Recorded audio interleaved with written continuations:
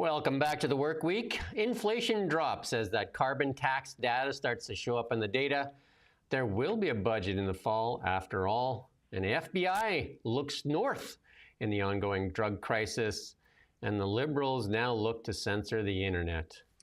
All that and more on The Really Big Show. I'm Jim Check with Now Media. With me, Ian Burns, our managing editor, all the way in our nation's capital there, out there in Ottawa. Beautiful day in the Okanagan, traffic flowing nicely in our live shot back there. How is the weather and the climate in Ottawa? It's not too pretty. I think Mark Carney chose the right time to go to Rome. It's been unseasonably cold and not very sunny here, so it's a bit drab. There you go. So get ready to get into it. It is Monday, May 20th here. We just celebrated, it's Tuesday. What am I talking about? Monday was the holiday. It's Tuesday, May 20th, and we just celebrated Victoria Day. And we'll get into it here. We're going to start with the national news. In the national news, that inflation data is showing, the carbon tax data is now showing the inflation dropping. Who would have thought? After all the years of being told by the Liberal government that the carbon tax does not add to inflation, now they're saying, oh, well, see, look at how, like the carbon tax has reduced inflation here.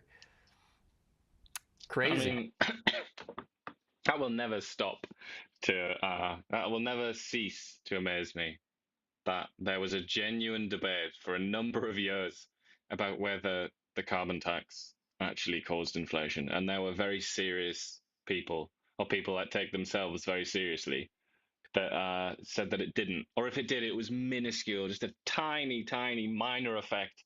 And anybody that disagrees is some kind of conspiracy theorist or lunatic. I mean, just for a giggle, I was Googling a few. I was just had a quick, use that antiquated technology of Google search to have a look at some headlines. And just even like a couple of years ago, last year, like the Narwhal, I don't know if you know much about that publication, but a kind of like, environmentalist publication that's funded by our dear government. So if you don't know what it is, you pay for it. So you might, and everybody else listening to this also pays for it. But they had headlines saying like how, basically implying how stupid it was to believe that the carbon tax was causing inflation. I mean, I can't help but remember that time where Tiff Macklem was grilled. I think that was about 3 years ago now, 2 or 3 years ago, by a committee in the House of Commons. And it was like pulling teeth to try and get him to just admit the obvious, that it caused inflation. And he did, but it was still very ambiguous. It's still a very messy admission. But what a journey we've been on, eh? Now we see that without let's have a look at the data. It says without the carbon tax, or without gas. So if you remove gas, inflation would have been 2.9%. So that's 1.2 percentage points higher, which is enormous. That's a gigantic gulf. So I don't know. There you go. I mean, it's just I'm glad that this period of our history is over now, and we can stop pretending that putting a tax on fuel doesn't increase inflation. You can put that chart up there. Do you remember that the Liberals and the media put out that thing that included over 200 Canadian economists, that laureate economists, that said that carbon pricing policy, including the federal carbon tax, had minimal impact on inflation? Remember that? The letter emphasized that carbon pricing is an economically efficient tool for reducing greenhouse gases, and its contribution to inflation was negligible. That one should just be put up on a wall somewhere. Well, at least it's done the first one there. Carbon emissions are down, aren't they? Aren't they, guys? Unfortunately, it didn't even do that. What a load of garbage. But this just tells you, doesn't it? There is nothing that people that call themselves experts won't tell you is true. There's nothing. Nothing's off limits. They will tell you absolutely anything, including during the pandemic. I mean, who wasn't, to some extent radicalized, let's use that cheeky little verb, by the amount of times that they got things wrong and then stood there and told us that we were all stupid for seeing the obvious. I mean, enough is enough, surely, at this point. The sort of expert class the technocrats have disgraced themselves and shamed themselves for about 20 years now in a row. Like enough now. We can't be told anymore that the experts have decided what reality is, and the reality that we observe is not in fact reality. I don't think that can continue anymore after this. Mark Carney argued with Vasi Capella, saying that the carbon tax had minimal effect on carbon emissions, and that's the reason they got rid of it. And they punished Canadians for how long with that carbon tax, and then argued with the help of 200 Canadian economists, laureate. I mean, they even said these were such special economists, and said that it didn't contribute. I mean, that again, like somebody should go back to these 200 Canadian economists and ask them, what is this? Indeed. But if there's a lesson to be learned here, don't just take things on faith because somebody with credentials tells you that it's true. Don't do that. We used to do that in the Middle Ages, but the person telling us was, a priest, and we used to just believe that. Can we move on from this nonsense and start Experts. thinking for ourselves? Read the George Orwell essay In Front of Your Nose, from a long time ago, from the 1940s, I think. But it basically nails it. Sometimes experts, so-called, can find themselves in a position where they deny what's in front of their nose, what's the most obvious thing in the world. They can find themselves denying it, and it's fundamentally down to ideology, I think. But it's also there's a lot of status games and credentials and all sorts. And like you see with Mark Carney, who's like, in many ways, Mark Carney is like the king of the expert class in Canada, at least. He's got the crown. But he reserves the right to dismiss other experts on a whim. For example, Trevor Tombe during the election, where a question was asked of Mark Carney in reference to something Trevor Tombe had said. Mark Carney responded saying, "Oh no, I've got more experience than him. He can shut up. I'm right. He's wrong." Okay, well, if Mark Carney can do that, we can all do that, surely. We can all dismiss an expert when what they say jars with reality, let's say. This And I would love to think that we can move away from this servile attitude where we all act like peasants receiving, the word from Moses on the hill. Let's just grow up a bit, start thinking for ourselves, the, please. the compromised state-funded media has a lot of responsibility in this as well, for not asking the questions, for pushing the same narrative. And then I watched an interview with Mark Carney this past weekend, where the reporter says, "Oh, based on your vast experience," like I'm just like, what kind of question is that? Based on your vast experience, what do you think about not tabling a budget this fall? Yeah, that was in Rome, wasn't it? With all that, with the parakeets chirping in the background. I was amused by that as well, and that kind of chumminess that they have. They seem like masochists to me, though. The servile kind of court journalists. They Yeah. seem masochistic because all Carney ever does is mock them and dismiss them and sort of talk around what they say and humiliate them. And yet they keep coming back for it, don't they? They love it, and then they come out with stuff like that, like you've got so much knowledge, and I don't know. It's again just one of those strange things to watch, isn't it? Canadians should definitely take note of this and remember this. And go back and watch the clips when they argued and used those 200, and some of them were funded by the Canadian government as well. How they used those 200 economists saying that the carbon tax did not add to inflation. And that is a shameful period for both the media and the government for that, pushing that narrative. It was a sacred cow, wasn't it, for the sort of the technocrats, the experts. It was a precious, almost like religious symbol to them, the carbon tax, and they were very reluctant to sacrifice it. But Yeah. what's next? My question is, what's next? We've had so many in recent years, like the Wuhan lab, masks. I mean, so many to do with COVID. Now we've just had Joe inflation. Biden is cognitive. Yeah, Joe Biden, that's another good one. Good, well remembered. He wouldn't have remembered that, but you did. Um, how many have we had? I want to know what's next. I'm very interested. I've got a feeling that next might be the very, very obvious, almost I would say in the full sense of this, accurate sense of this word, insane idea that Canadians can stop driving around, stop heating their homes with natural gas and so on, and that will have an effect on the global temperature. I've got a feeling that might just be the next sacred cow to be slaughtered before us, because that to me is one of the most ridiculous things I've ever heard. The food professor had a tweet that he put out, and this guy watches food very well. It's a good account to follow on X. Because in the United States, energy prices have really plummeted, and that's really led to a drop in inflation. And since tariffs announced on both sides of the border, U.S. and food inflation has continued to decline, while Canada's has tripled. That is the one thing that's kind of hanging up there, is food inflation here in Canada. And Loblaws is trying to, what do you get, like, get Canadians ready for increases in prices, and it doesn't make much sense, but yeah. And this one here, this is the chart Pierre Poilievre tweeted out there this past weekend too. Ireland now overtakes Canada in manufacturing. What on earth do they manufacture in Ireland? I can't be the only person that couldn't name a single thing, unless Guinness counts as manufacturing. I guess that would also show what Canada's manufacturing. That might be the... Do you know what I mean? And this EV mandate, we'll talk about it later in here. The EV mandate, if they don't drop that EV mandate, there will be no automobile. And that's one of the biggest manufacturing sectors left in Canada. Like left in Canada, most of the other stuff, like obviously apparel's all gone to the Asian countries and that, China and Taiwan and all those places, or Thailand and that, like Lululemon and all those places are manufacturing there. So, like Bombardier might be some of that. And then the budget, no budget thing. We're on to that.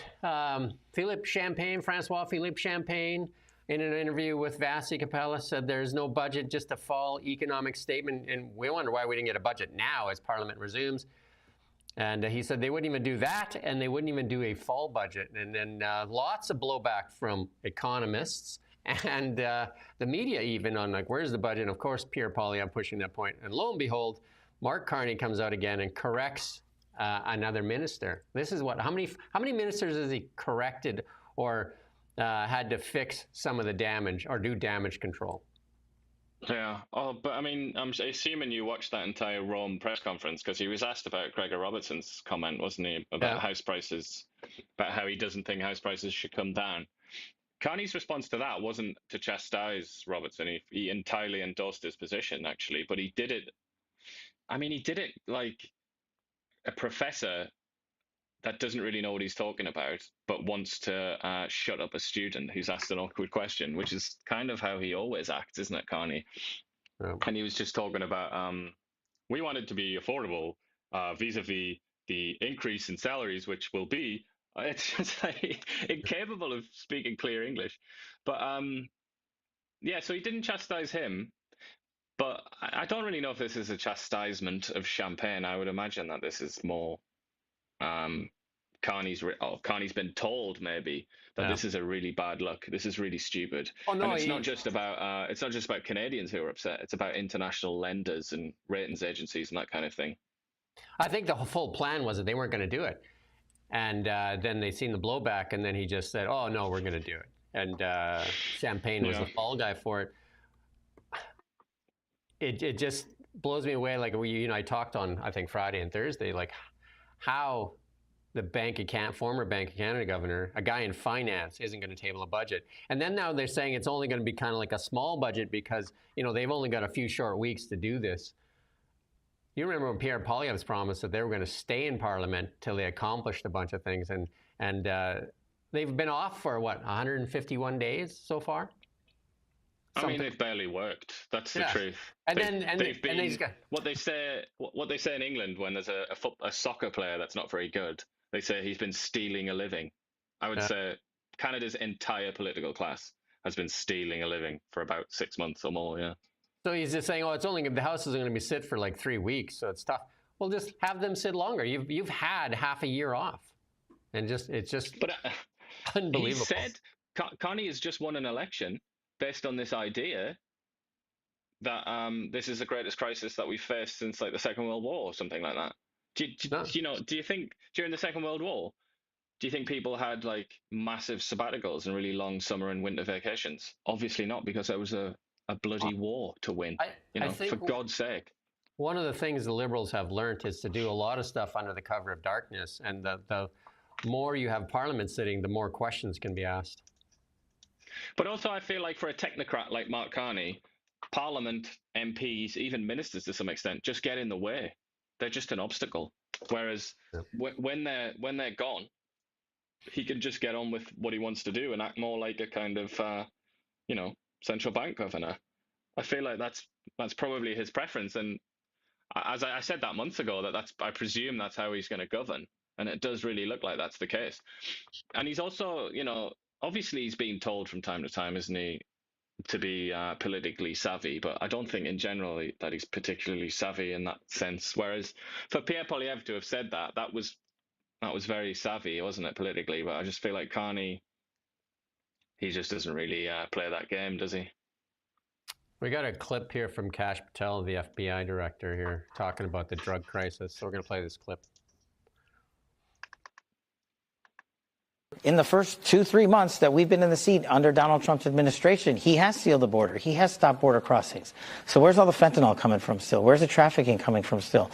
Where are all the narco traffickers going to keep bringing this stuff into the country? The northern border.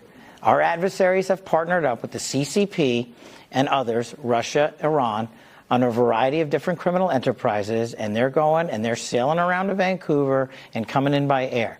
And the sheer tyranny of distance of the northern border and the lack of cooperation from federal authorities in prior administrations to actually firm up that northern border is what's causing a continuation of violent crime. Now, we're focused on it, and we're calling our state and local law enforcement partners up there.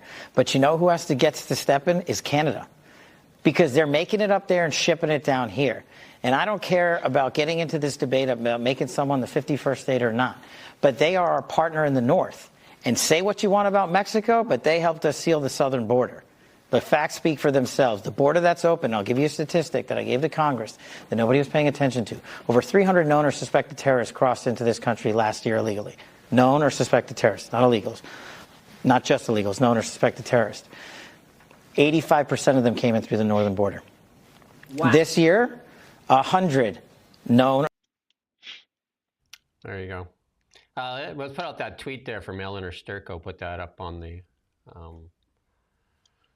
So this is MLA Eleanor Sturko from the BC Conservative Party. United States official have issued a stark warning to Prime Minister Mark Carney that law enforcement crackdowns at the Mexican border have led to an increase in foreign-backed drug production in BC. And well, obviously we know that one that was close to us here in Kelowna was the super lab there in Falkland, BC. Yeah, I mean, it's undoubtedly an issue, isn't it, with this particular drug, fentanyl, which can be manufactured anywhere. That is such a disaster, isn't it, that sort of technology, let's call it, is available. And it's a lot easier, isn't it, to stamp out cocaine and heroin and all the rest of it, because they have to be grown in certain climates. But this one, yeah.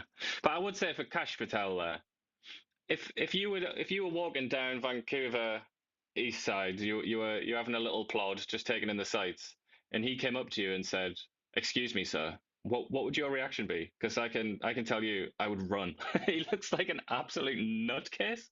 He is absolutely off his head, and not only that, but completely full of you know what, just absolute garbage. Saying the words, "Say what you want about Mexico." Shut up. It all comes from Mexico. That's the only thing that needs to be said about Mexico. Like almost every single border problem that the Americans have comes from Mexico. You can't start a sentence with "say what you want about Mexico." What a clown! What an absolute clown! I can't believe people of that caliber are in positions of power like that in the United States. It's just it blows me away. I can't maintain. I can't maintain full stop with people like that. But let's put up that other tweet there from Eleanor as well. But we have to recognize that the NDP, BC NDP Premier David Eby's policies on drug have definitely led to some of this kind of like, BBC, was it BBC? I can't remember. An English paper did a piece on Vancouver as one of the fentanyl capitals of the world. Telegraph. The Telegraph, yeah. I mean, this drug experiment in British Columbia has backfired on the NDP. Yeah, that's undoubtedly an issue. But they do this in the US as well, so that's obviously not. In terms of our relations with the US, that's that's a red herring, as they say. It's just There is the American. very little I don't know. inspection. You just have to think, what's the ulterior motive here? And I have a feeling that it might be Kash Patel, Trump, all the rest of them. They are nowhere near competent enough to deal with the crises that face the United States, and that includes the border, which is what they won the election on. So I suppose it's kind of like, what do we do? Oh, let's just kick Canada. We might as well do that. That's not something that people have done very often. We can make it seem like a conspiracy, and all the servile clowns that follow us around and believe everything we say will just believe it because they're morons. We do So have to I've got admit, a feeling that it might be a bit of that. some officials have said that there's like 5% of the sea cans are inspected, and almost 0% of the trains are inspected. So Yeah, well, that's been a discussion point for many years, hasn't it, in Canada? But that still doesn't change the fact that more bad stuff comes south to north and north to south, and the Americans never want to talk about that, do they? They're just, I mean, I have more reasonable conversations with my 3-year-old son than I would with the Americans. They're just playing silly buggers. How do you even speak to people who are so committed to being so obtuse? So I just kind of let them get on with it, I think. we talk about Donald Trump and that, and then how Mark Carney used the fear of Trump to win this election. And now the National Post put out an article and said that he literally told Trump that he's going to talk bad about Trump to help win the election. And that's a National Post article. I mean, that's out there everywhere as well. And he's pretty cozy with J.D. Vance there as well. And the language has completely changed, how we need to work together to build a better future for both nations, as opposed to the world was ending. I mean, who could possibly have predicted that this was the case with Mark Carney and the Liberals? I wonder what genius could have predicted that several months ago.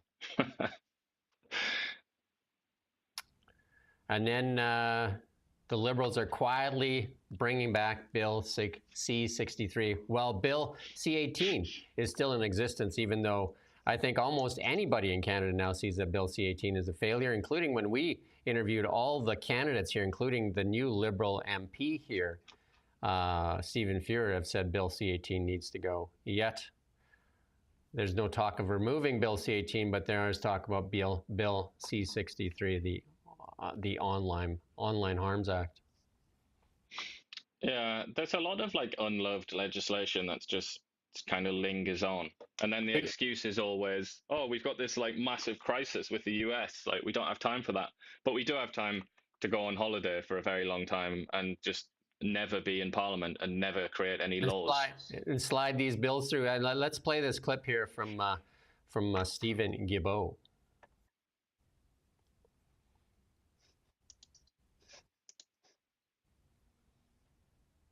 Spending requirements. It's not about content moderation. So I'm going to flip the question for a moment here, Minister, because it was important enough to put that exclusion there in the first place.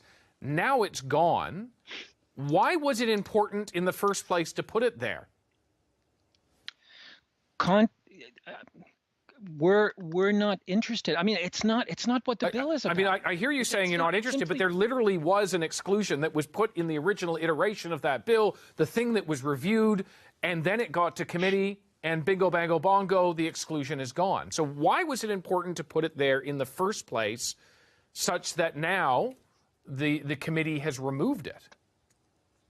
Well, I mean, the committee decides what they want. The bill, first of all, the committee hasn't even finished doing its work in terms of the amendments. So we don't have a full picture of what the bill will look like when it comes back to the House of Commons for third reading. Would you like to see the exclusion back in there? It's not necessary. I mean, so if it's not necessary, why was it there in the first place?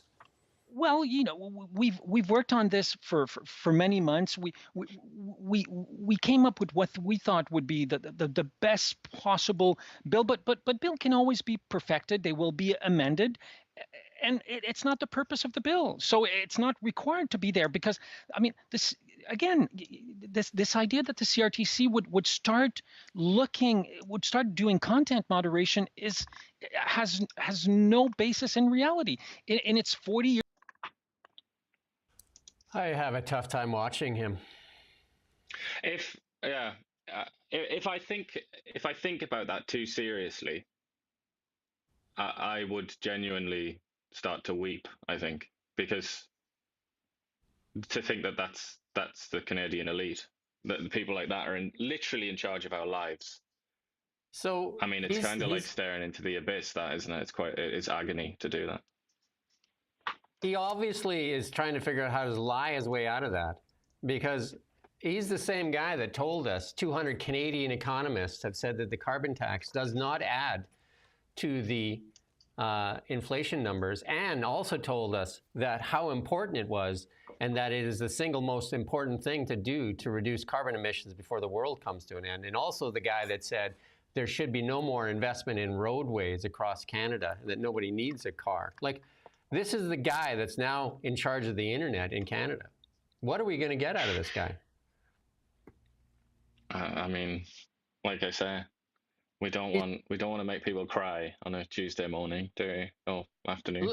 Literally, Bill C-18 is crushing media, all media, and then the government selectively funds some, not us, and selectively funds some, but takes away the traffic from most, basically choking off independent media. I mean, if you look at the results of it, you have to wonder if that's not the ultimate goal, because why are they still continuing with Bill C-18? And now here they come with Bill C-63, and they're taking out pieces that protect freedom of speech and that. Like, it makes no sense. And then this is the guy that lied to Canadians for how long on the effects of inflation, on the carbon tax on inflation. Well, and the big lie, with a capital B and a capital L, which is that Canada can do anything at all to bring down the world temperature. Like, that's not within our power. It's not something that we can do in Canada. But he has repeatedly come out with that lie.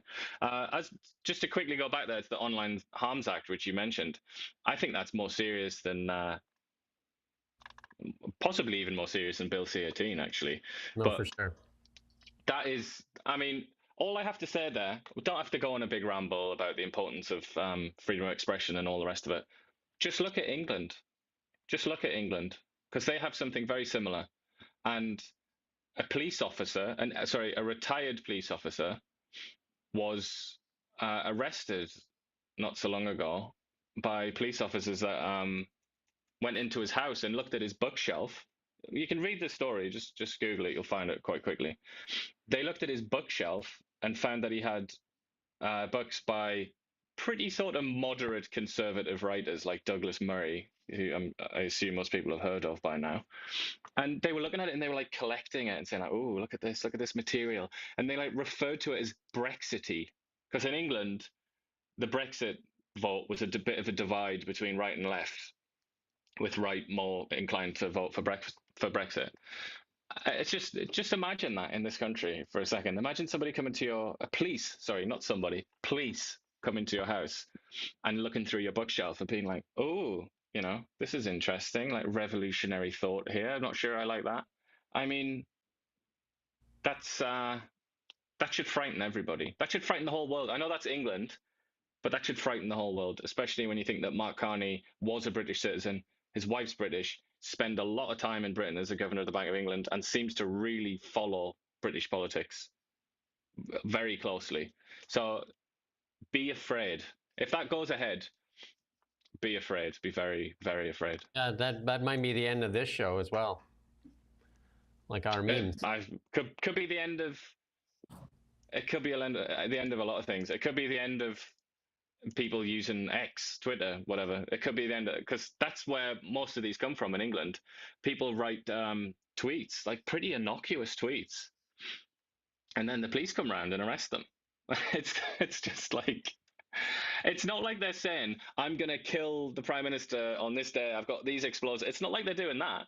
They're saying like really tame things, like the sort of thing that you will hear in real life all the time. I just accused Stephen Guilbeault of lying. I mean, they would probably see that as, Yeah. They'd have you. They'd have you for it. Non-conforming, right? Well, they'd say that they could maybe crimes against the climate, maybe a climate crime, because I'm dismissing the idea that Canada can have an effect on the global temperature. I'm done for, mate. I'm finished. Your boss is coming to town, and he actually visited Canada House there in London. We got a little clip here to play for you.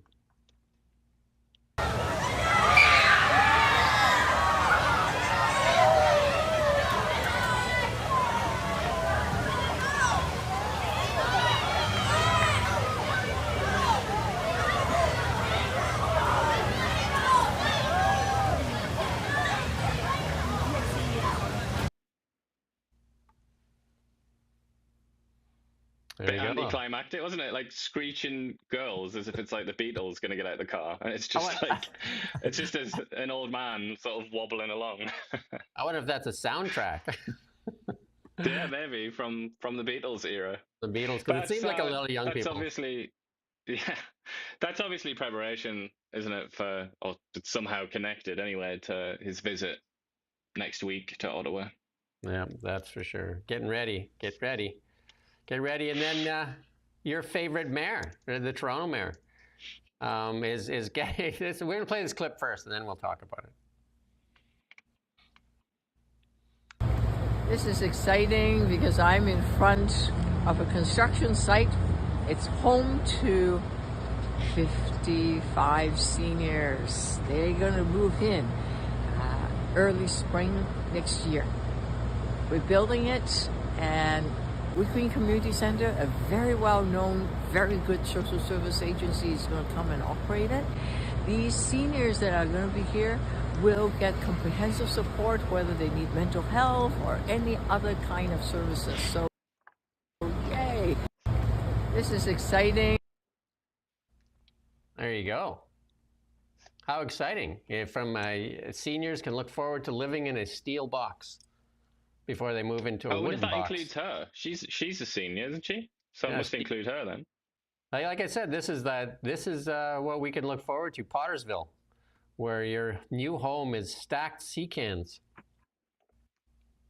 She was. I don't know if what the point is really to mention this, but she was Jack Layton's wife, wasn't she? I wonder what he would think of that. Would that be his sort of thing? It just blows me away that this is something that they're proud of. It's like, this is what we do for our seniors after they've worked in Canada for their whole lives, and they can look forward to a stacked sea can. Yeah, well, I mean, even some of the sort of townhouses and like row houses and whatnot that are built nowadays, I look at them and I'm just thinking, like, that is such a downgrade. That's such a downgrade on what houses used to be, because these are like houses in the suburbs as well. Well, and that's like, obviously apartments are the next level, aren't they? Like we see being thrown up in Kelowna and places like that. And that's part of the Liberal platform, was to $25 billion in easy financing for modular home builders, in which Brookfield happens to be one of the largest modular home builders. So look forward to that. Sea cans and modular homes, 250 square foot shoe boxes, so that you can raise your family. And well, I guess you're not supposed to have any kids, right?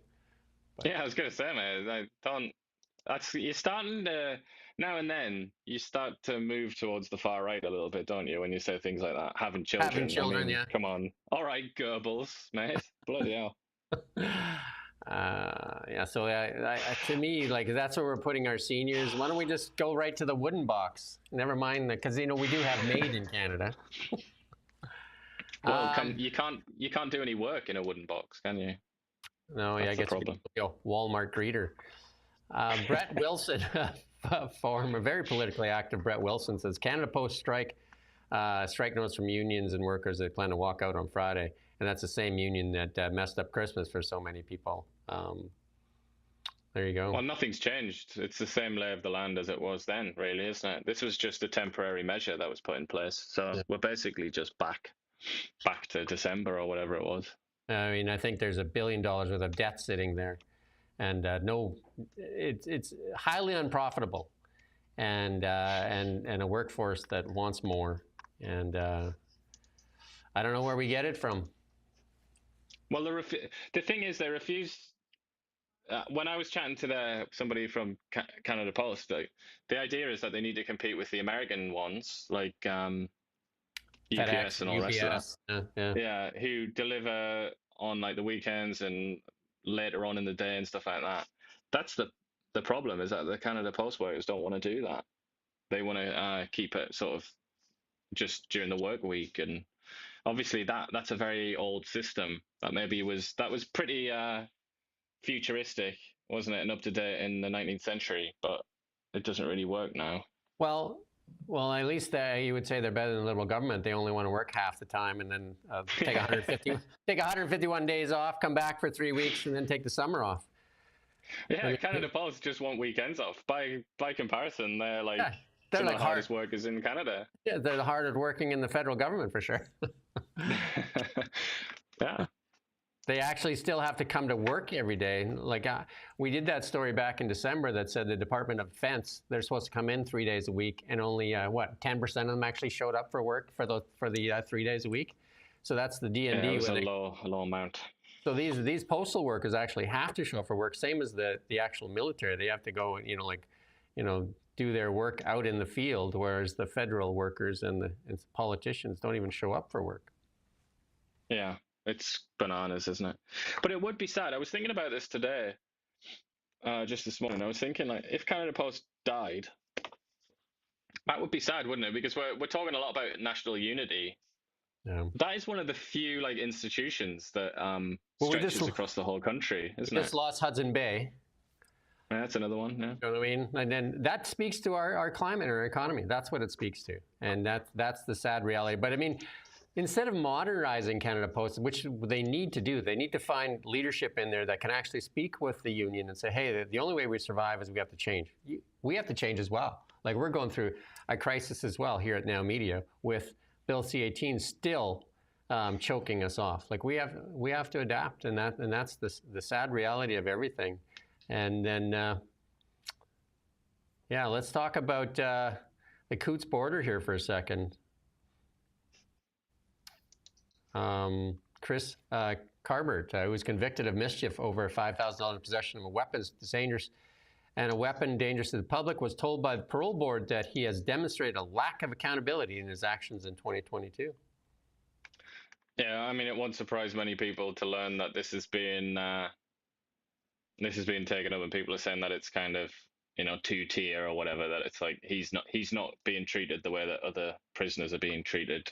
And that's because of, like, for political reasons, because he challenged, in effect, he was part of a group that challenged the authority, really, of the federal government, you might say. And as a consequence, so the argument goes, he's being punished more severely. But, you read his the report that was given to the Parole Board, and apparently he's Mr. Goody Two Shoes. He's doing he's like very respectful to authority, it says, and he does everything that's asked of him in prison. But so usually that would mean automatic parole, wouldn't it? That's usually how these things work, but not in his case. He needs to be made an example. They have spoken from up high. And we're going to move on to our British Columbia news. We're going to focus on British Columbia news, and we're going to try to do these in segments here. John Rustad says, big week for EB's NDP. And I haven't seen this yet. New NDP car tax to make driving more expensive in BC. I don't know if I haven't seen that yet. Caught cutting shady $300,000 deal with EB's sketchy DTS consultant friend. And huge pushback in Bill 14 and 15 power grab. And NDP MLA says all First Nations BCers are uninvited guests to Canada. That one got a lot of publicity. We're going to play this little clip here from Mr. Rustad, though. Hi, everyone. John Rustad here. I hope you're enjoying this beautiful May Day long weekend. As you're out and about enjoying the weekend, I thought I would give you a quick update on 4 things that we've discovered the NDP are up to. First is they have decided to bring in a vehicle levy. What that means is a new tax on your vehicle just for the privilege of owning a vehicle in British Columbia. This will be an annual tax. This will add hundreds of dollars to a family families in British Columbia are already within $200 of not being able to pay their bills. More taxation is not the answer. We need to get our mines open. We need to get LNG going. We need to get our forestry back up and running in this province. We need to drive investment for the private sector, whether that's in small businesses, whether that's in technology. It's the only way that we can generate the revenues to pay for things in this province without doing more NDP taxation. Second thing they've done, they've decided to move forward with hiring an insider, a friend of David Eby's, simply to give advice on the downtown east side of Vancouver. This is a horrible situation down there, but paying somebody $300,000 to simply give a phone call to a minister once a month, no accountability, no need to do any kind of written reports, no way to be able to judge that this individual is actually providing any value for money. This is the kind of patronage that is not needed in British Columbia. Yet David Eby is just moving forward this and trying to hide it. Third thing they're doing, they're continuing moving forward with legislation in British Columbia to override environmental assessments, to override any kind of scrutiny. Community leaders, First Nation leaders, business leaders, people from around this province are pushing back, saying this is not the right answer. This is not what we should be doing. This needs to come to an end. This kind of oversight, need for oversight, I should say, must be in place. There you go. There's Conservative leader John Rustad. Sounds like he was on a particularly brisk walk there. Yeah. Maybe you should do the next one sitting down. All the politicians seem to think they saw that one video where somebody does the walk and talk thing. Trudeau used to do those all the time. And I think Parole was doing them too, like this walking and talking thing. I don't know. I think just sit down. I mean, of these ones, I'd say the most important one. I mean, this idea of a car tax, I think that's very much speculative, isn't it? I mean, there's been no formal announcement on that. That would be quite huge, though, wouldn't it? And very unpopular, I'm sure. 33 new taxes. Hey, 33 new taxes since they've been in, so that would just be number 34. Because the NDP, very little right now in a plan to drive investment, but like we talked about so many times, is the only thing they also can do is just squeeze the taxpayer a little bit more.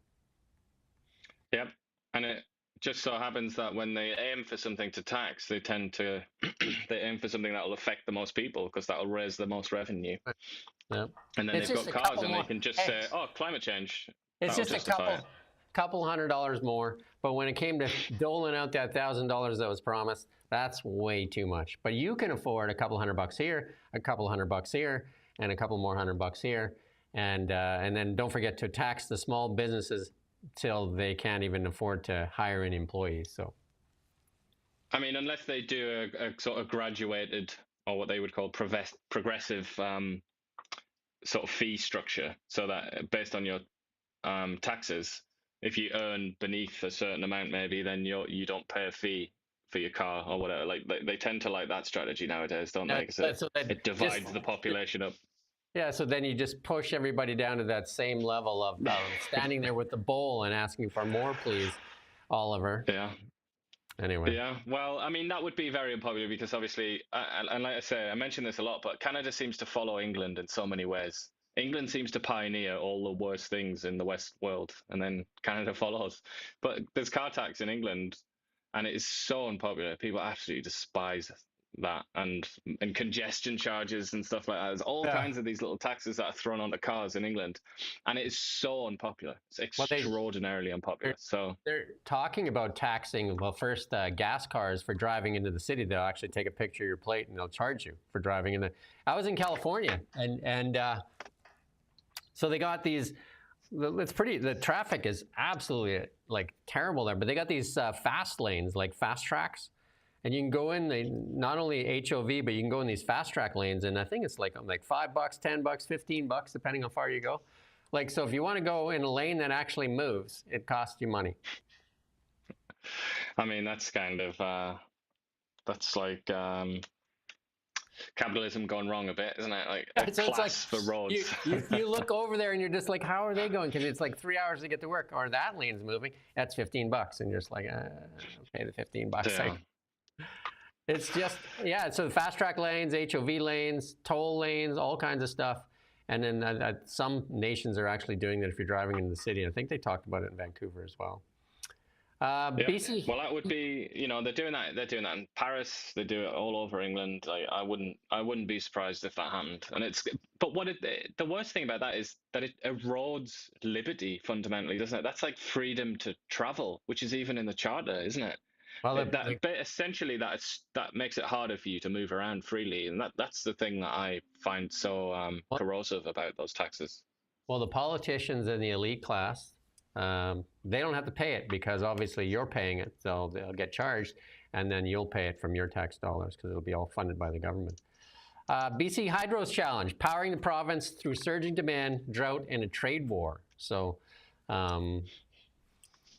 there's lots of concern over that, and especially when this EV mandate as well. Lots of people saying that there won't be enough power to do all that.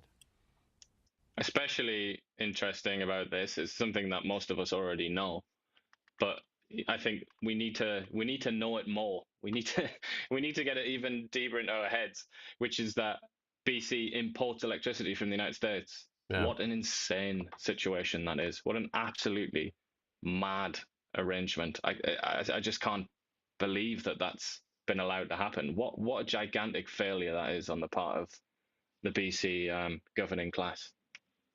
Yeah, BC's on track to be a net importer again this year, and this is when Doug Ford was threatening the United States with cutting off power. I'm not sure if he was aware of it or not, that British Columbia is a net importer of power from the United States. So we turn off a state, they turn off a province. Great. I mean, it's just BC is like blessed in so many ways, but it's got so much hydro, and it's also got so much LNG.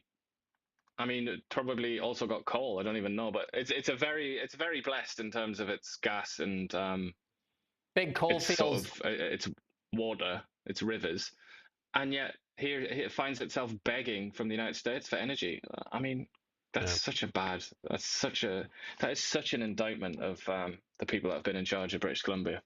Big coal fields there in the southeast of British Columbia and Fernie and Elkford.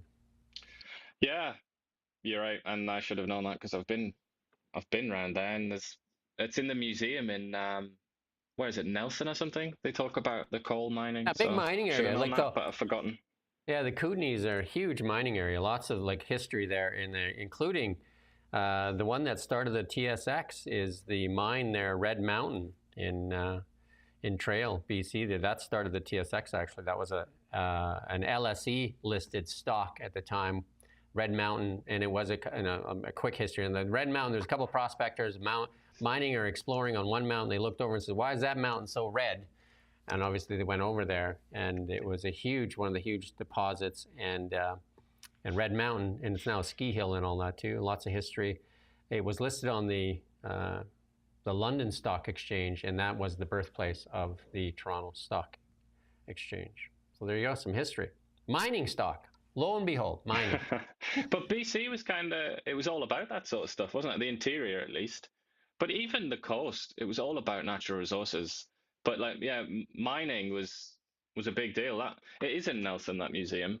I'm fairly sure it is anyway. I'm 90% sure. It's a really good museum. I would recommend that just to get an idea of what built BC's wealth, basically. And you can actually take a tour of the mine itself. You can go in there. You can actually go into the middle of the mountain, and a lot of it's flooded already, but you can go in that one level there. It's worth going in there and having a look. In other BC news, BC NDP MLA under fire for defending use of terms colonizer and uninvited guest for non-First Nations people. A BC NDP MLA has caused a stir in the province after defending the use of terms settler and uninvited guest. Independent MLA Dallas Brody referred to. Anyway, there you go. Quite astonishing, I would say. I mean, it's worth listening to this speech or whatever you want to call it, this statement that was made by the NDP's MLA there, as people behind a nod somberly, because it's she tries to make almost like a rational case for what is in effect differentiating between British Columbians based on their DNA, which usually is a big no-no for people on the left like herself, but apparently not in this case. I mean, I find it really kind of creepy and weird, I have to say, because obviously I was born and raised in England. And in that country, the only people that go around talking about the indigenous and the natives and how they deserve special recognition and all the rest of it are people who are on the far right, you know, and they're looked upon as being very dangerous people. And they're told, you know, we're all British, you know, get over yourself kind of thing. But then you come to Canada, it's also true in Australia, much less so in the US, but definitely true in Australia, New Zealand, and Canada. And you have people talking like this, where all of a sudden it's like, it feels like I'm listening to Goebbels or something tell me about like blood and soil. And it's like, oh no, like these are the natives, these are the indigenous people. You're just a visitor, you're like a colonizer. And it's like, I just like the language is so extraordinary. It's you know, I did this story, didn't I, where I interviewed Alan Sturko about this because Bonnie Henry had released a report that used that language, settlers and colonizers and all the rest of it. And I did a story on it, and it was she wasn't impressed, I must say. And I spoke to a few other people who are also not impressed. But BC, I think, is kind of like the HQ of this phenomenon. It's like it's the capital of you know, land acknowledgements and terms like this, like settler and so on. It's God knows where it's going to take the province, but I don't think it's particularly healthy. International news. We're in our international news segment, and Canada taking some heat because today the leaders of Canada, the United Kingdom, and France issued a joint statement strongly opposing the expansion of Israel's military operations in Gaza and any attempts to expand settlements in the West Bank. There you go. Yeah, Netanyahu's come out and said that this represents a huge prize, in his words, for Hamas. And well, there was reaction from Hamas saying, you know, thanking Canada for standing up.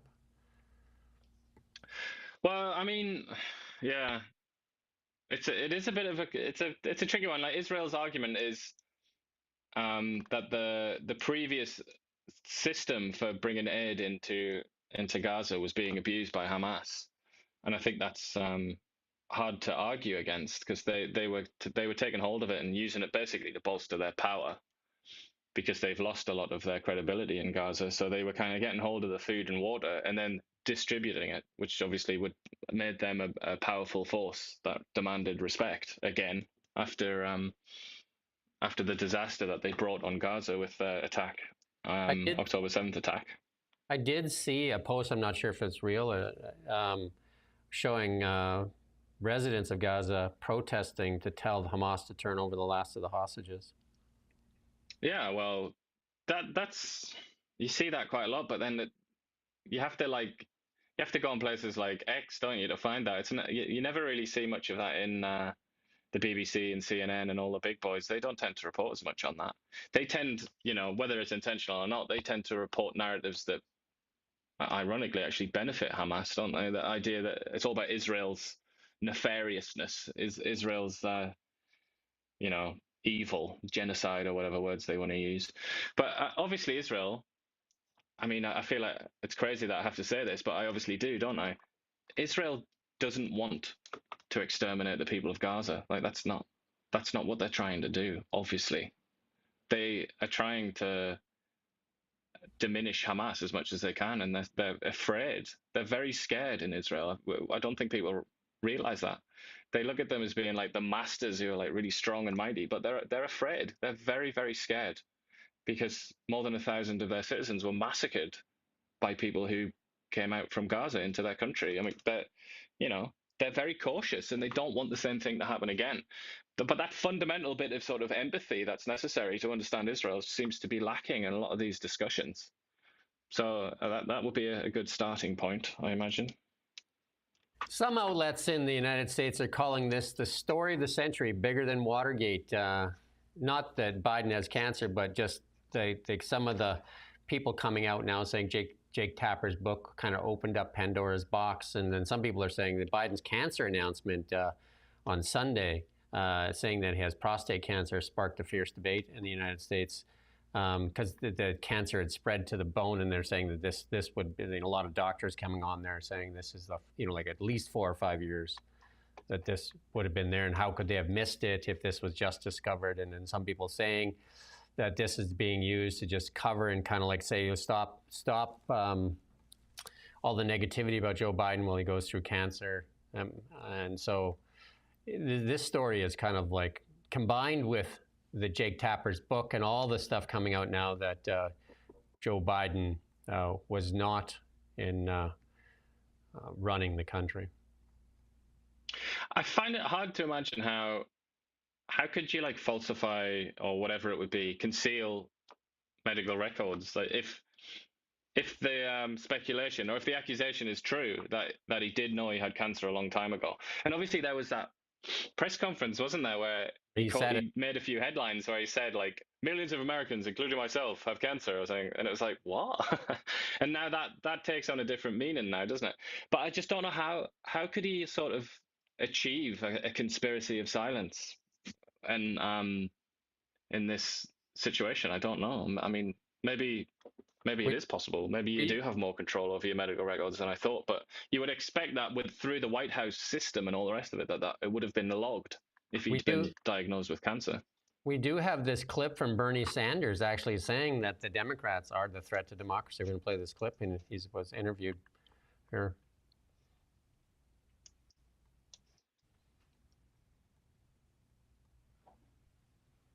Do we have that? Right there? There you go.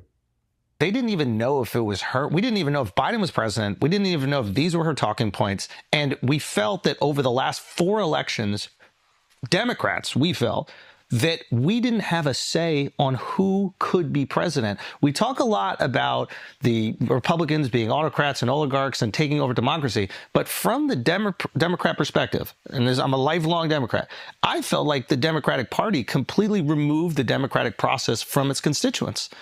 And I think they need to have some accountability of that. No argument here. I donated for you. I mean, I wanted you to, like, 2016, I was like, this is going to happen. This guy's going to do it. And it felt like they stole it from me. And I'll be honest, it broke my heart when you supported him.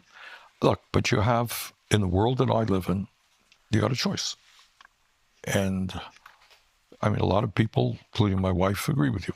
But, you know, you're down to a choice. Is it going to be Hillary Clinton or is it going to be Donald Trump? Not a great choice. But it ended up being him anyway, so why don't we burn it down?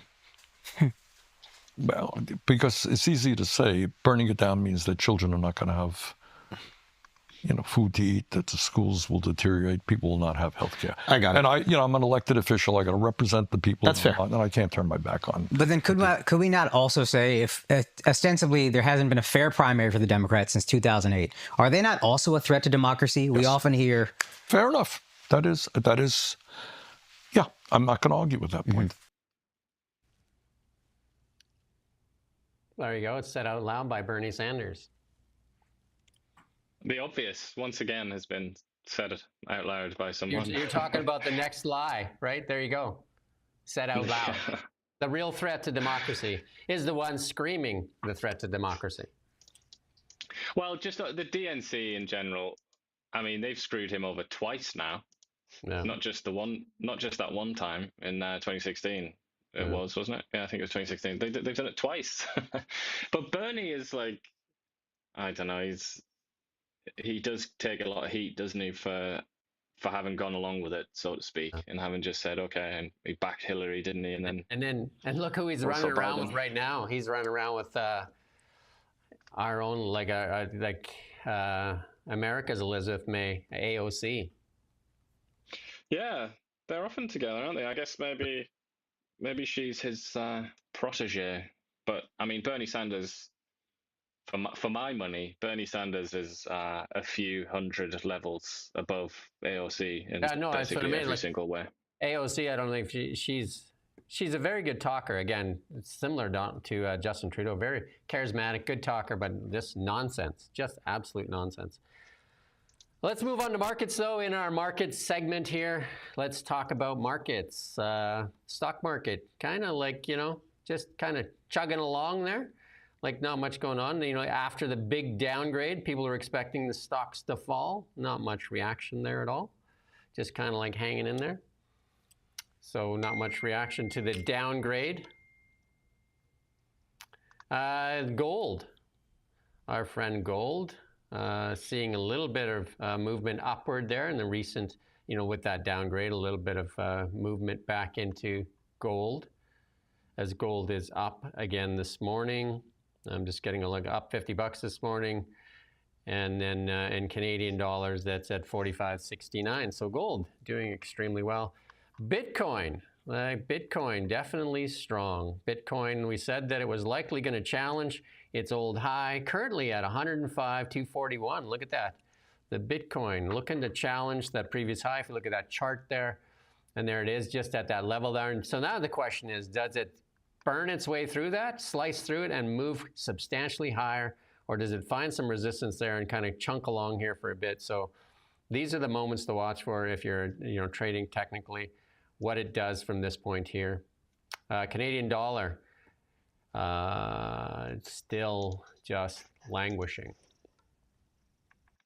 waiting for direction. Yeah, it's kind of starting to lose a lot of its gains that it made starting in April there. Let's hope that it doesn't keep tumbling. And then just in the market stuff, Canada Post, they're saying it's effectively bankrupt, right? So National Post said it should effectively phase out door-to-door delivery, mail delivery. That would be sad. We got this clip here from the person that looks after our economy right now. You got this will strike confidence in your heart for sure. We're going to play this clip here from Melanie Jolie.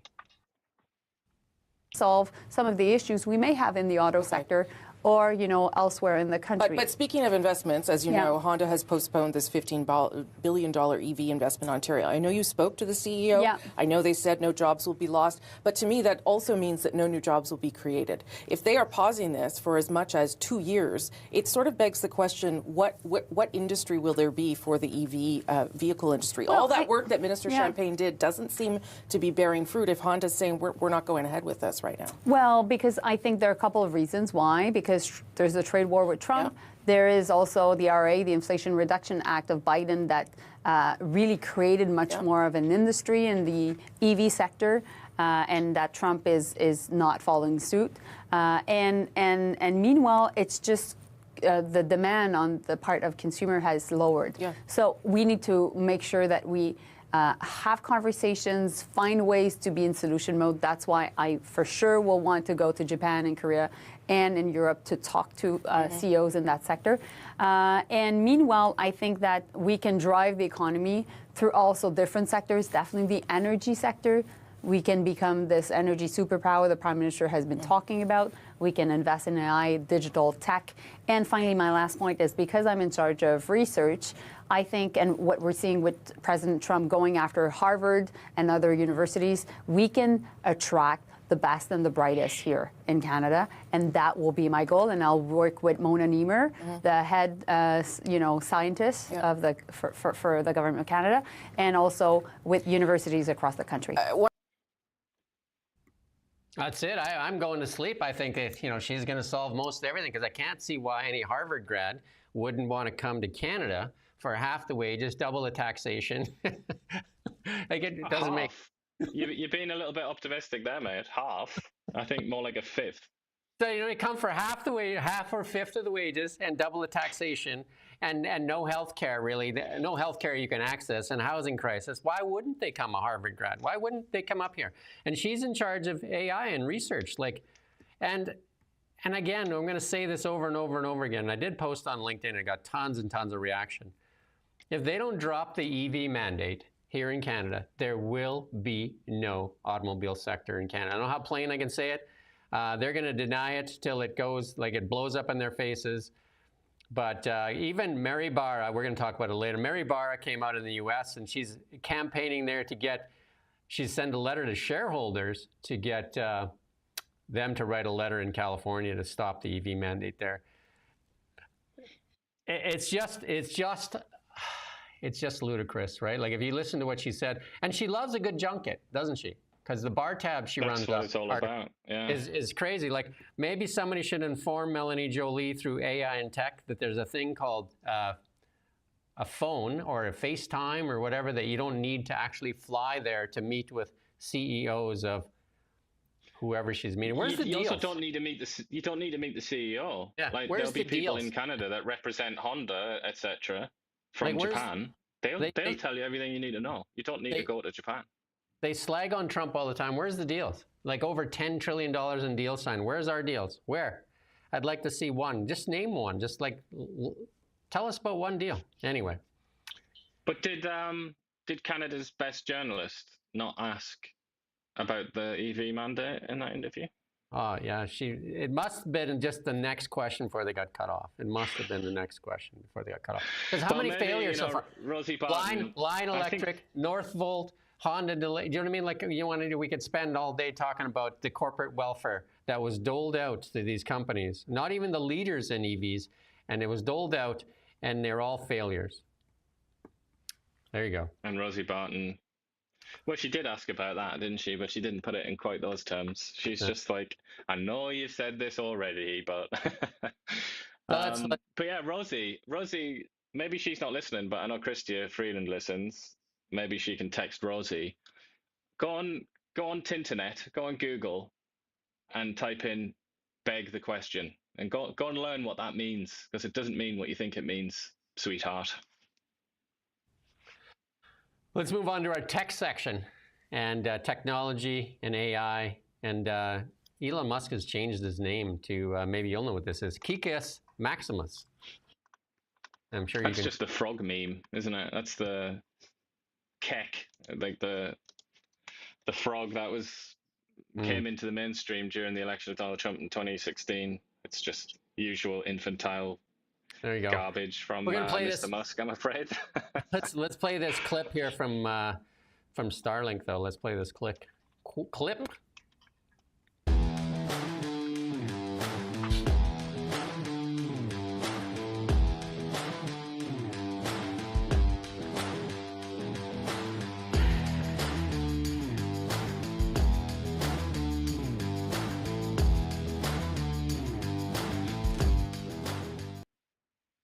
Starlink, already one of the largest global communications companies in the world, looking to, again, like exercise its power there. I mean, this is the one that Doug Ford canceled here in Canada in reaction to Donald Trump, where you can get internet in like 5 minutes out of the box instead of spending millions and millions or billions and billions of dollars with companies that don't even have satellites up there yet. You can get internet basically anywhere in Canada or the world almost in 5 minutes when you pull it out of the box. I have 2 Starlink dishes and they work amazingly. I've had one for 2 years now, and the last one just for a year. And the one that I got recently is a mobile one. So I could actually have internet as I'm driving anywhere across Canada, as long as it can see the sky at 160 kilometers an hour or less. I don't drive that fast, so there you go. Yeah, but I mean, if you do that, then you're relying on the Americans. We don't want to be relying on the Americans, do we? Except in absolutely every other area of our lives. I wonder how they'll block Starlink when they take over the internet with Bill C-63. What they'll put some kind of a golden dome up to block the satellite signals.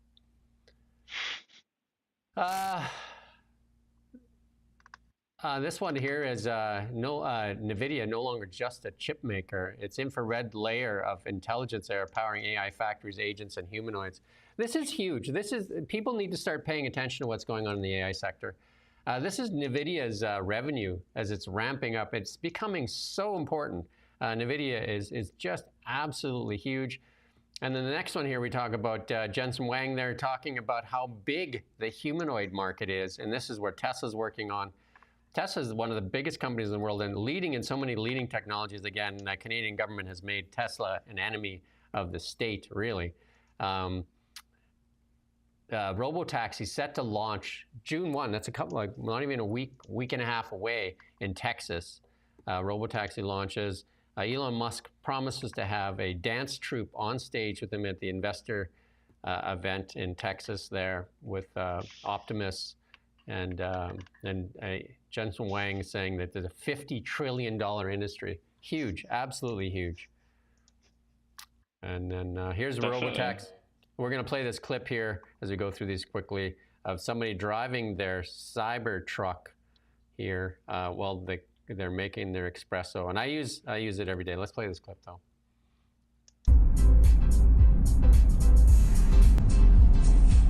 Sometimes I forget that I have a Tesla that drives itself. And some other time, I forget they have electric outlets in my Tesla. And those days like today when I'm really in a rush, I'm really in a hurry to go to the beach like every other day.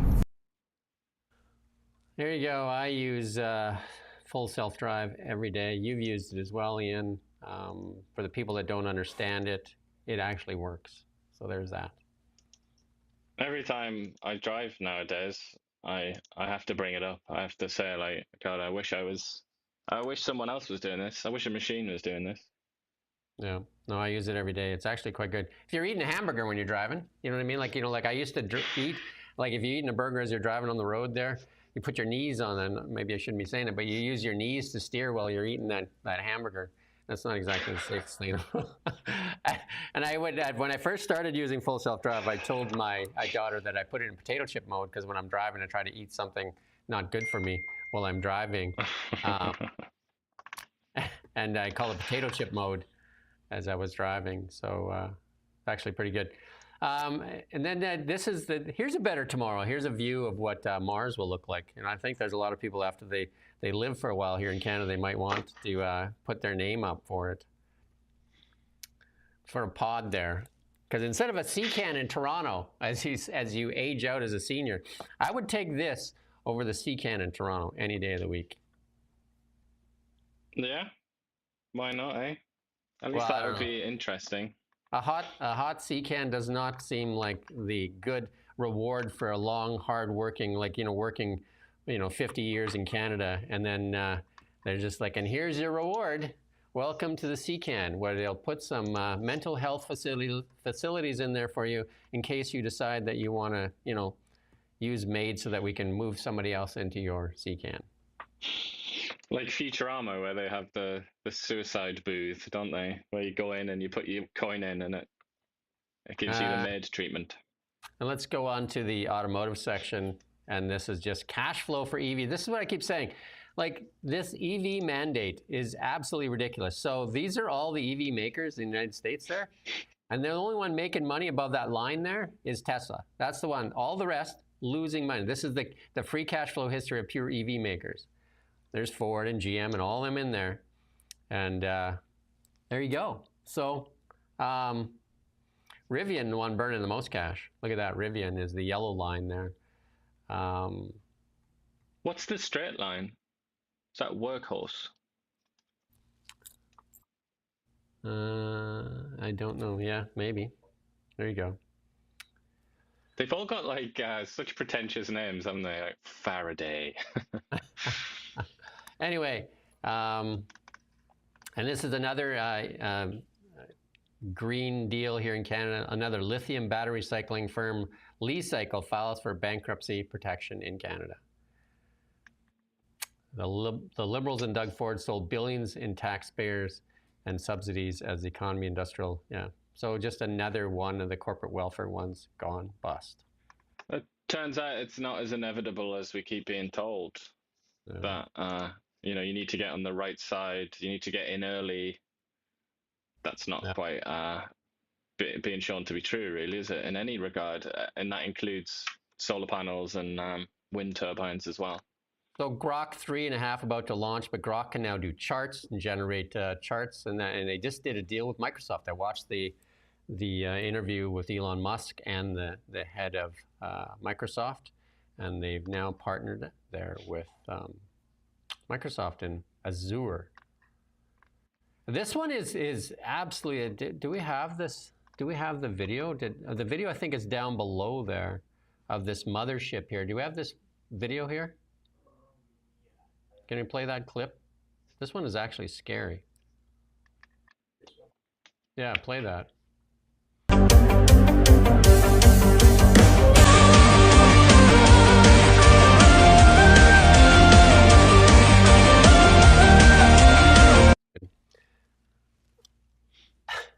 How's that for freaky? That's a Chinese bomber releasing drones.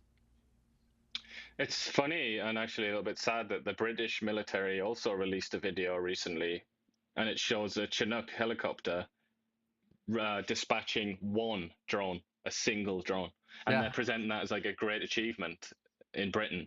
And then the Chinese, meanwhile, are creating these motherships. Chinese, not good at all. The Chinese just saying, "Hold my beer." Indeed. I mean, it's kind of inevitable that this is the future.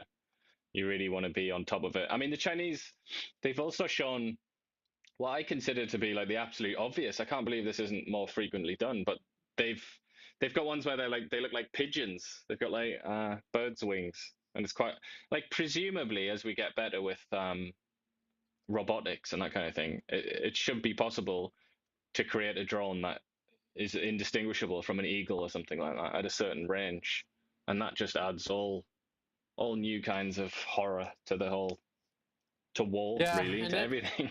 And then we're going to actually play this clip here. We're going to move past the next one. We're going to play this clip here of a Chinese mine, and it's all driverless electric mining trucks. This is all Huawei technology. If you could play that clip. Do we have it?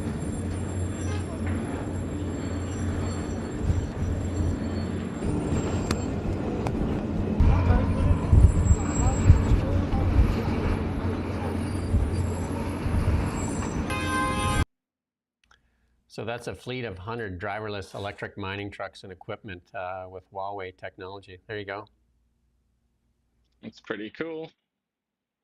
And China also assembles an AI supercomputer in space. China has initiated the assembly of groundbreaking AI technology in its space, consisting of 2,800 satellites orbiting Earth. There you go. And we already talked about Grok 3 and Azure. And then Honda pulls back on its EV strategy, and instead it's going to focus on hybrids.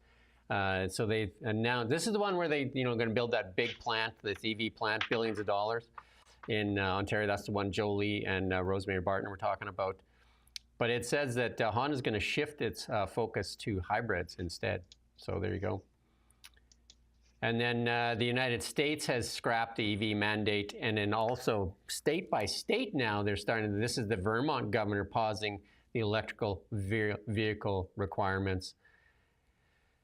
Yeah, and also, like I said, Mary Barra of GM, the CEO of GM, is urging shareholders to write letters to the governor of California to stop the EV mandate because she said the market's not ready for it. And here in BC, the EV mandate goes full force ahead, as it does in Canada. We have not heard anything. But again, that automobile sector that you've been protecting there, Doug Ford and Melanie Jolie, will end without the end of the EV mandate. And I don't hear Doug Ford screaming for the end of it either, do you? I mean, maybe they know something that we don't, but yeah, I've not heard them complain about it. Well, somebody should let the auto manufacturers know that what they know. Somebody should inform them. Here we are, the best part of the show, the meme section. The memes. Who goes the meme? And this is the good one here. Give me a minute. I'm pretending to be Donald Trump. Like that, the signing of that signature there last week was like, that's got to go in the meme hall of fame, no? Yeah, it's gonna go down as a very cheeky maneuver, I think, isn't it? And then this one is you can relate to. The only way, with two young children, the only place you can find peace is in the bathroom. This is where men find their peace, and then the wife thinks you have stomach problems, right? So this one is from Babylon Bee, and the 12 things you can accomplish while your husband's in the bathroom reading. There you go. You can read the whole Bible, watch all the Lord of the Ring movies, write a novel, I don't know. Build a chicken coop so you can actually have some chickens and some good eggs, I guess, right? Very religious themed these days, Babylon Bee. I don't know if it always was, but I wait the return of Jesus. I don't know, like I mean, you hide out in the bathroom to get some peace and quiet. What grown man doesn't hide in the bathroom? What if your wife says you're not allowed to take your phone in the bathroom? And then what do you do? Because it used to be in the olden days you would take that magazine, the comic book, or whatever that you wanted, but now crossword puzzles, stuff like that. Nowadays, that's another reason not to borrow anybody's phone, because you know it's been in the bathroom. That's true. Yeah, get all kinds of bacteria on it. And Chuck Schumer made it as the. Oh, did I not? Yeah, we got Chuck Schumer here. He made it into the memes. We'll just play the clip for the next one here, where Chuck Schumer. Well, Chuck Schumer actually he blamed in the first one. He blamed the Mexican ship crashing into the Brooklyn Bridge on Donald Trump and Doge, and he's getting a lot of blowback on that. But then we're going to play this clip here from the past here from Chuck Schumer, who's becoming a meme himself. This is one of the most disastrous and poorly thought out policies that the Trump administration has done thus far, and that's saying a lot. First, the disaster to American families is dramatic. It's estimated the average family, it'll cost them $5,000. Anyway, inflation at a 4-year low in the U.S. Gas prices fell for the third month. Airfare, energy, all those things are down. And Chuck Schumer, I think the latest one where he blamed the Mexican ship that the tall mast crashed into the Brooklyn Bridge on Donald Trump. That seems to be a bit of a stretch. Well, it's an open, I can't even finish this metaphor, but it's easy for the Democrats to do that all the time with Doge, isn't it? Like any plane crash or whatever, they just blame it on that. And to an extent, they've kind of opened themselves up to that, haven't they? The Doge people they made quite a lot of mistakes and tried to rehire people, so they haven't exactly revealed themselves to be hyper competent. So it's kind of it's a weak spot for Trump, I think that. Yeah, but then again, the other side of it is Schumer, just everything that he says doesn't actually turn out to be the gospel, that's for sure. Somebody on YouTube's calling you a simp, Jim. A simp. Nick will find that funny. There you go. I don't even know what it is, so there you go. It's young person speak for somebody that's like excessively fawning over females. I'm fawning over females? As in like you do what they say. Yeah, you're whipped. That's another way to look at it. Joe Soffit says. There you go. Okay, I don't even know what you're talking about, but sure. Whatever. You can have your thoughts. And you know what? I'm not going to bill C-63 you. You can have your thoughts. I won't be sending any police to your house. You're entitled to whatever your thoughts are. I believe in your freedom to express yourself, even if it's meant to be mean. There you go. Somebody was saying I was showing toxic masculinity earlier as well. So can't win really. You're either I'm a simp and you're a toxic. So maybe together we're okay. Together we make one man. Maybe you shouldn't use that word. I don't know. Yeah. I don't know. I don't know. There you go. That's our show for today, Tuesday. We're going to cut these up into segments, though, too. And any thoughts and feedback you have would be great. We're going to cut these into segments. And we're also going to try something a little different today, too. We're going to do an Okanagan News Hour. We're going to focus on our own region. This is kind of more of our national, international focus on tech. We believe you try to get something out of what we do. Like if you're watching national news from the mainstream media, typically all you're getting told is what you're supposed to think. And then stuff that doesn't even make sense, like the carbon tax is not inflationary. We're not telling you that here. We're telling you that the carbon tax definitely was inflationary, and that the carbon tax, removing it, if energy, like it's just common sense, if energy is the primary input in everything, and it continues to go up because of a tax, it makes sense that it's inflationary. Although 200 economists coming out and saying that it isn't, and that it actually is the only thing that we can do to fight climate change. And then the new prime minister that was there as the economic advisor says that had little impact. So where does the truth lie? The truth lies somewhere that it's convenient, I suppose. Yeah, and then told you that, I mean, they screamed at you if you if you dared open your mouth and said that Joe Biden definitely wasn't in full command of his faculties. They called you a Trumper. I've had that. People screaming at me here, even saying that, when I question his cognitive ability, that I was a Trumper. Like, why is one or the other? How can it not be? How can the two things not be true at the same time? Just ridiculous. Absolutely ridiculous. So there you go. Like I said, read the George Orwell essay in front of your nose. I would really recommend that, because it's different examples. They talk about like Hong Kong before the Japanese took it off the British, and saying like, there's no way that the British are going to be able to defend this. Everybody knew it, but they pretended that it was still possible. It's like lots of examples like that. It just goes to show that this is something that it's just kind of like instinctive. We can't get rid of it. It's just there's a new set of subjects, but we're still doing the same thing, even though you've got people writing about it nearly, getting on for 100 years ago and more. We're still the same. It's to do with us. I think it's a human flaw. Yeah, a couple of things that I also want to talk about is I want us to do an ongoing story on Bill C-18, Bill C-63, Bill C-48, and where that goes. And the other thing is Canada right now, like for the politicians, it's all about the economy. Stupid, I'll add the end of that. It's all about the economy, stupid.